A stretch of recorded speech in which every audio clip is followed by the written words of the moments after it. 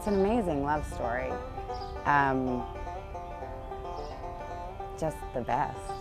One of my favorite plays in the canon. It's about the sort of irrational nature of loving somebody completely. The play is one of those Shakespeare plays that starts in the difficult cities and moves to the more bucolic and sensible country. Probably for the same reason that when the summer arrives in New York City, people want to get out to the country. And every character is made more aware of who they are, I think, at the end of the play through the fact of having risked loving somebody. Playing this part is one of the most joyful experiences I've ever had. My favorite part about working on Shakespeare is, of course, the language and how challenging it is, but how beautiful it is. And so, you know, it sort of expands the mind, makes one open new pathways of thought in order to get a handle on the words and the way he strings ideas together. Daniel Sullivan, the director, set this As You Like It in rural Virginia, in the hollers of Virginia in 1840. So I had to research Appalachian dance, which is not something that was my specialty. It's very fun, it's very hard, and they've been incredible troopers.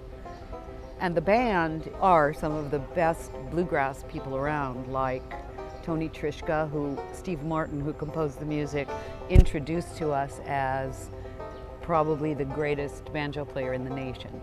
The music was written by Steve Martin. He wrote it all on the banjo, which works for me just fine. It's nice because it's not just here are the musicians over here in the pit and here are the actors. It's all blended in, which I think is really nice. It's a nice communal kind of feel, which is kind of what this play is about. All I ever want to do is be directed by Dan Sullivan. He has a very clear view of what it is that he wants and what it is that is going on in the play.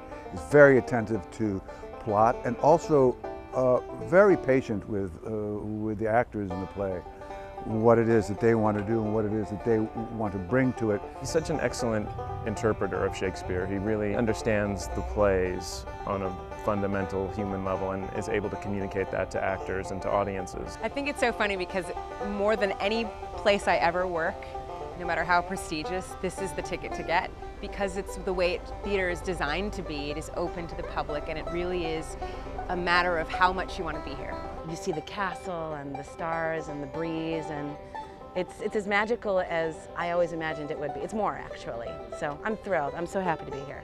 People are naturally extremely generous and grateful to be watching Shakespeare or Aeschylus or anything in a beautiful setting like this. It's the greatest house you could ever ask for because they're all leaning forward from the first moment. Even before actually you get on the stage, even walking through the crowd that's waiting, there's an investment they've already made in the show, and you feel it as a member of the performance. You feel that communion with the audience.